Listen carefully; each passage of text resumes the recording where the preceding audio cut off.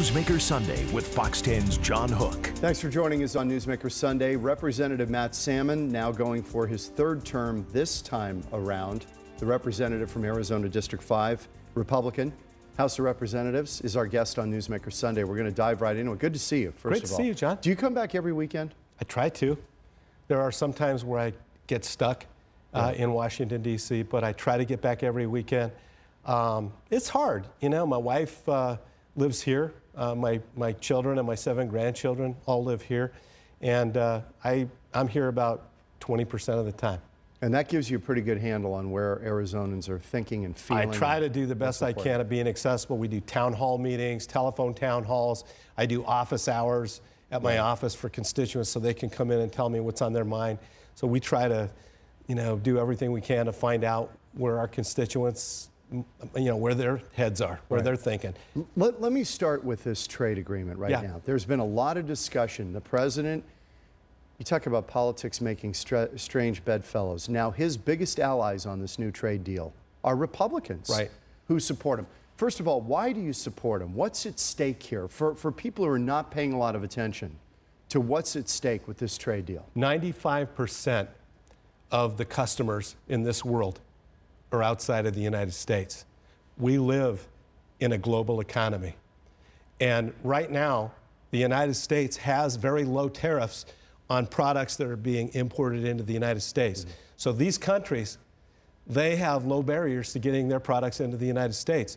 We don't have reciprocal agreements with those countries. So getting our products into their countries is a lot more expensive, and it hurts us. 1 in 5 jobs in Arizona is related to trade. Wow. 1 in 5. And you know, and this comes and goes, but the strong dollar right now has made things tough for us abroad. Very much so. Very much so. The other thing, John, is that, you know, a lot of people believe that somehow by not supporting trade agreements, we can reverse globalization. Well, the genie's already out of the bottle.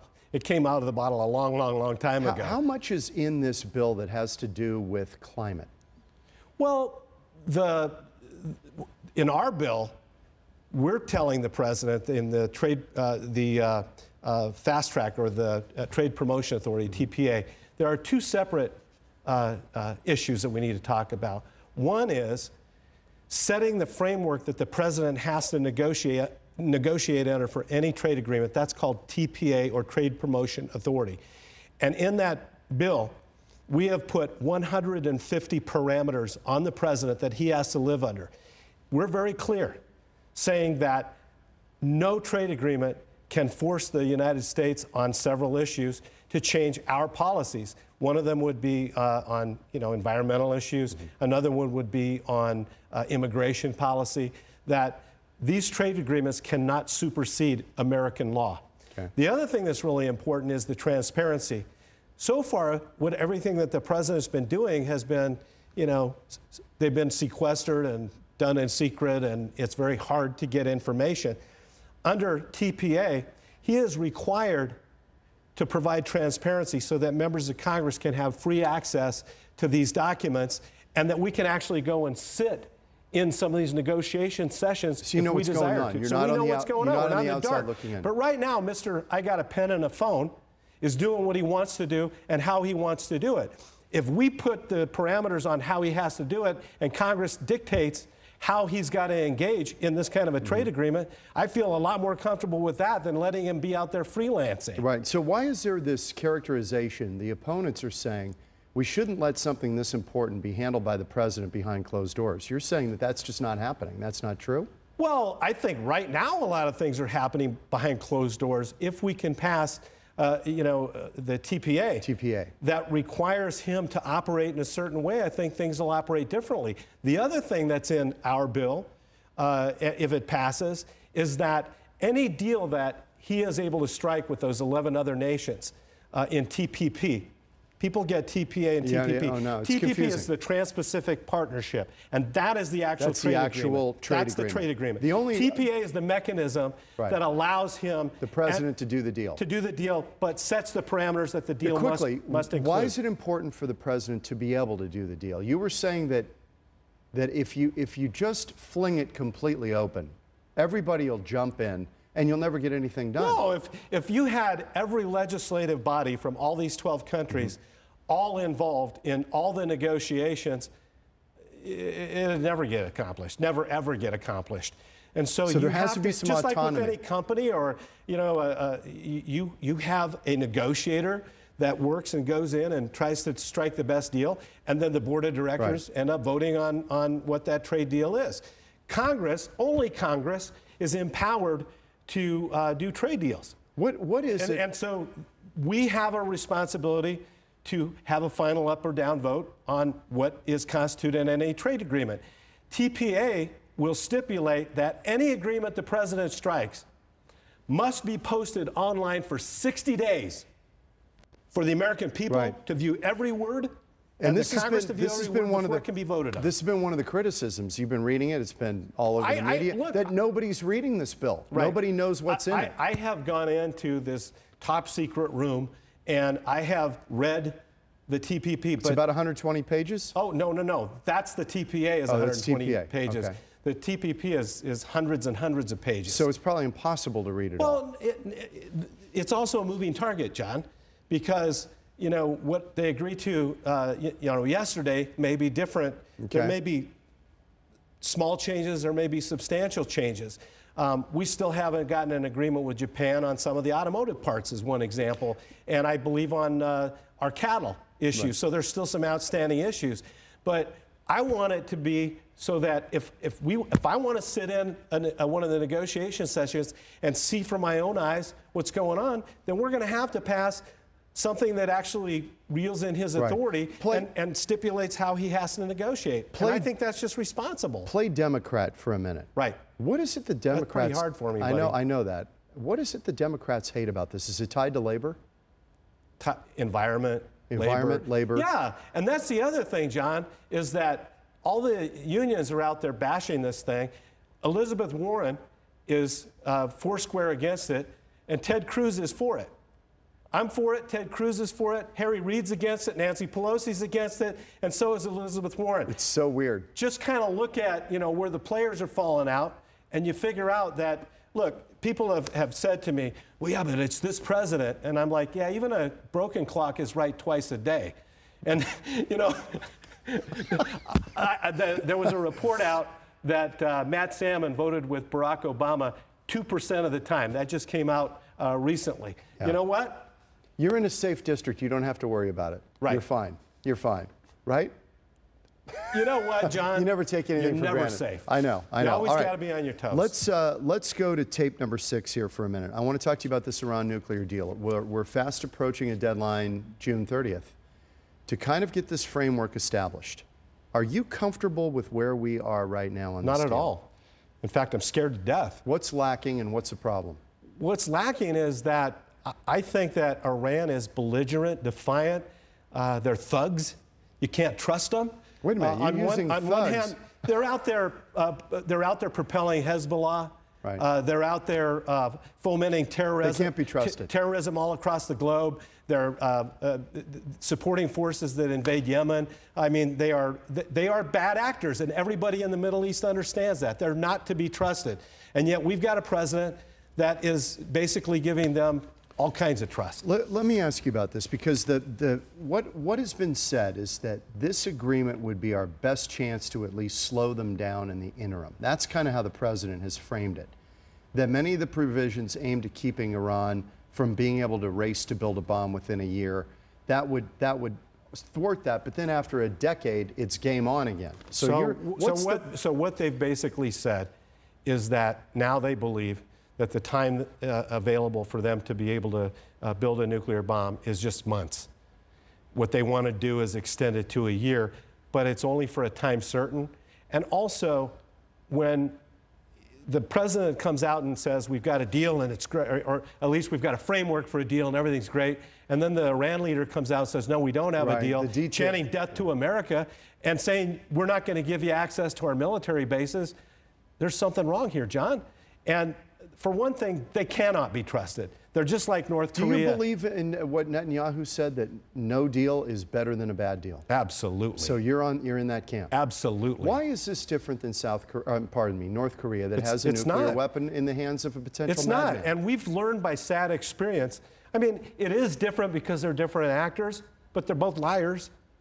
I mean, when we're trying to deal with Kim Jong-un, first of all, he's nuts. He's unstable. He's so unstable, he had his uncle executed just within the last year. And nobody knows if he's really the guy in control anyway.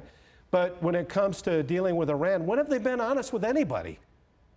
When have they ever been honest with anybody? You would say walk away from the table, increase, I'm guessing, you'd sanctions. Say increase the sanctions. Yeah. Squeeze them even more. Make it hurt. That's the only thing that's going to bring them to the table. That's the only thing that's ever brought North Korea to the table. And then when we relieve sanctions, they go back to being thugs again. Do we have any chance at trying to foment regime change there? Is there any outside chance that we could? John, we had chances. We've had chances. It's going to be very, very, very difficult. And like Ronald Reagan said, you got to trust but verify. And that's what the Obama administration has missed on, is that I don't know that they're verifying anything. He wants a deal right now more than life itself, and I think for his legacy. But the truth is, the painful, hard truth is that if their nuclear program is going to be used for just energy and peaceful purposes, medical isotopes, that kind of thing, they don't need it. In fact, it would be about 10 times cheaper to buy it from a country that's already enriched the uranium. So it's not they don't need to buy it. It's not about powering. They're lying. Yeah. Let me ask you about tape number 4, if we can. He's not your colleague. He's in the U.S. Senate, but he's also a candidate for president. He's been a guest on this program, Rand Paul. Right. Does this filibuster this week. What did you make of what he said? He got roundly bashed about going out. There were some things that he said that even he recognized afterward that he should have chosen his words a lot more wisely. It's pretty tough when you're talking for how many hours did he Well, and he said something like, people are secretly hoping that we're going to have a terrorist attack so they can blame him. And he realized later how ridiculous that sounds. Nobody hopes we're going to have a terrorist attack in our country. But the fact is, let's get to the meat of the matter. The Patriot Act. It's about the Patriot Act, which is now the Freedom Act. Right. And it's about whether or not we're going to allow our NSA and other intelligence gathering agencies, whether we're going to let them run ripshod over the Fourth Amendment in order to preserve our freedom. Are we really talking about the data, the mass data collection, mainly the phone metadata. records? That's exactly what we're talking about. So in other words, for people not following this closely, what the government was doing was collecting all of our phone records. Correct. For going back how far? Oh, going back several years. Okay, and keeping it. And in the case that they might need to go back and find out, who was he talking to, this terrorist we just arrested? And a lot. What's really wrong with that? And casting a wide net. Too wide. You way too wide. Okay. In fact, a lot of experts in the field of national security have said it's way too wide of a field. Not only is it not good for a freedom position or a Fourth Amendment issue, but it's also not very sound when you're trying to catch the bad guys. When you've got such a huge swath of information that you have to siphon through. What's different than going back to the phone company and saying, can you give me the records on this guy for the past 6 years? I'm not sure there is a big distinction, which is why the bill that came out of the House I voted against. Right. Because, John, I believe that the time-tested tradition of any time you're going after an American citizen, you get a warrant. Prove it. You get a warrant. Yeah, you got to have cause. You go through the right process. And the national security folks can't show one example, not one, of where Section 215, that's what we're talking about. Right. It's metadata collection program. Now, one example of where it's thwarted a terrorist activity. There was one other thing, the lone wolf provision. This is a law that now has also expired, allowed U.S. intelligence and law enforcement to target surveillance at a suspected terrorist in the U.S. who did not have any ties to an outside agency or country or group. Right. They let that expire. You think that was wise? No. I mean, I think that ultimately, in the cause of security versus freedom, we can do it by the book and we can do it right. That's what we stand for. Many people have fought and died to preserve that Bill of Rights. But at the same time, we've got to have mechanisms in place.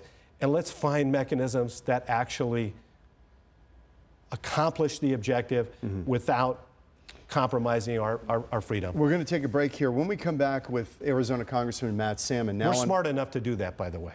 Yeah, we should be able to handle that. We can do that. We're back with Matt Salmon in a moment. We're going to ask him about China's saber rattling and the mosque protest a week ago. Get his take on that and how that kind of settled with him, either well or poorly.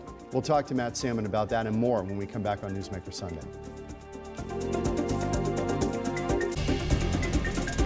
Back on Newsmaker Sunday with Matt Salmon. He is, well, I guess you'd be a 5-term congressman, right? Yeah. Because you were representing this Eastern District. This is Mesa, most of the Eastern Phoenix Mesa, suburbs. Gilbert, Chandler, Queen Creek. Exactly. You were in there from 1995 to 2001. You Correct. honored your term limits pledge to term limit yourself after 3 terms. Right. You reelected in 2012, 2014. You're running again. Right. Okay.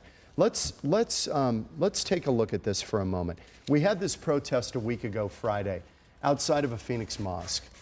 This was called a freedom of speech rally, but there was some ugliness. The T-shirts saying F Islam and this kind of stuff. That's never called for. Out in front of the mosque. Was it a provocation or, in your view, a protest?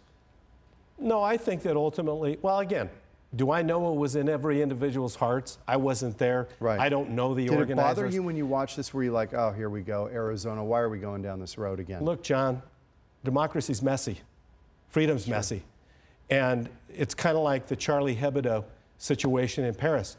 You know, people have a First Amendment right to speak what's on their mind.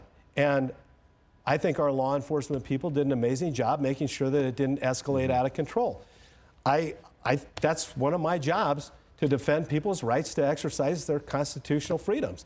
And so while I may not agree with everything everybody says under their First Amendment rights, I will still defend their right to do so. Right. The speech you have to defend is the speech you abhor. But right? there's a lot of pent-up frustration, John, about all the horrors that we've seen by the extremist Muslim groups that are cutting people's heads off on the internet, burning pilots live in cages, killing our own citizens.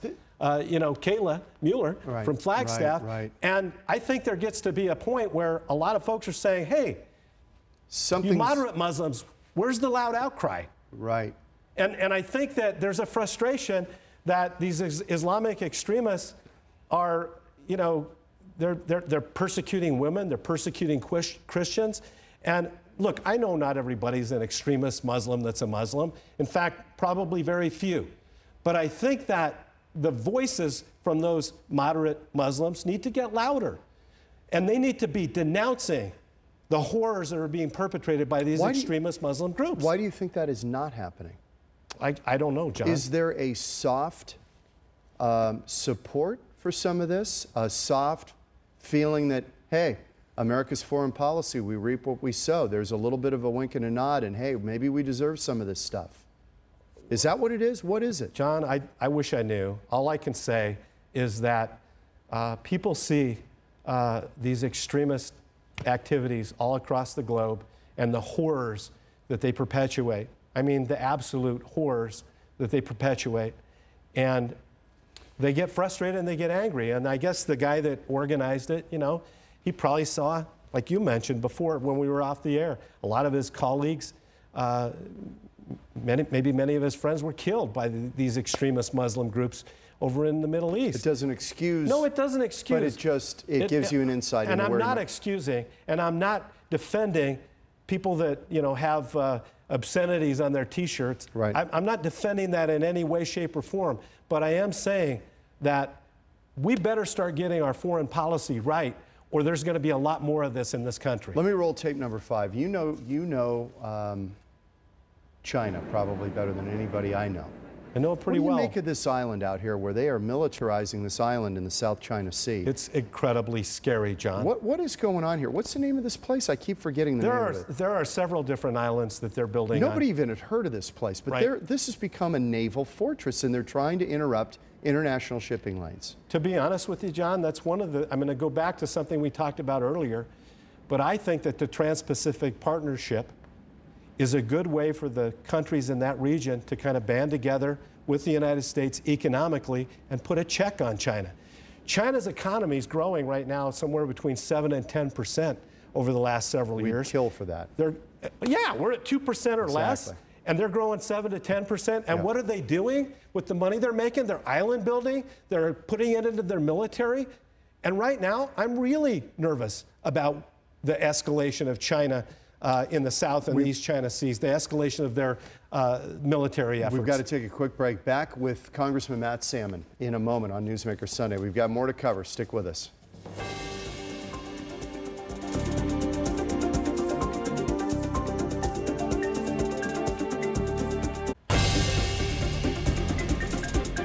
Back on Newsmaker Sunday, final moments with Matt Salmon. I have to ask you about, I think, a guy you served with. Dennis Hastert was your speaker at one point? He was right for the last 2 years I was there. The last 2 years. Yeah. What do you make of all this? Is this makes me sick to my stomach. Is makes it me a want to total vomit. shocker to you?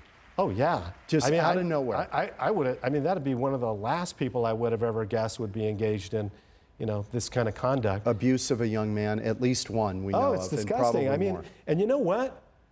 My feeling is, if this guy had a relationship with an underage young boy that he was entrusted with as a teacher, not only should he be being looked at for how he misspent money, this guy should be in prison if that's the case. If that's the case. And I don't know if the statute of limitations would be over. I don't know if the statute of limitations applies to this or not too, but I got no sympathy for somebody that preys on children. No, I got it. None. Tape number 2. I got to ask you this: are you going to run against John McCain? Me? Yes. All these names are being thrown out there, and yours is one of them, that you might challenge him in a primary. John, people ask me that more and more lately. Is it every day they ask you? I'm focused on my job. Right. I'm focused. I am 100% satisfied with where I am in the House. I'm right now chairing the subcommittee over Asia Affairs, and it's been a great opportunity for me. I believe that I'm really helping the people in my district. That's where I'm focused. That's where I'm focusing my attention. And is the door slightly ajar? John, I don't even want to speculate. I'm focused on what I'm doing right now. Do you think he should run again? That's his decision. I mean, I'm not going to tell. I mean, he's made his decision to run. And I had Kirsten Sinema. And then the voters ultimately decide. I had Kirsten Sinema, and she's been rumored to maybe challenge him on the Democratic side. If you challenged him on the Republican side, that's a whole different animal. Right. But for her, I mean, she was really freaked out that I asked her the question, because she said, now I've got to deal with the wrath of John McCain. Well, John, you know what's really out there? What's really out there for all of us, and I think why a lot of people are just being really circumspect right now about a lot of things, is that there's a lot of uncertainty as to what's going to happen with our lines. Exactly. Nobody knows what kind of district they're going to be living in. Let's stop there. Let's let people know. This has been the district, the way it's been done with the commission here in Arizona to draw the lines for congressional districts has been challenged in court, and that could bear fruit. It could. It could. In fact, the Supreme Court could make a decision any day, maybe this Monday or the Monday after, to take the authority for drawing the lines for Congress away from this commission that we created in Arizona and back to the legislature.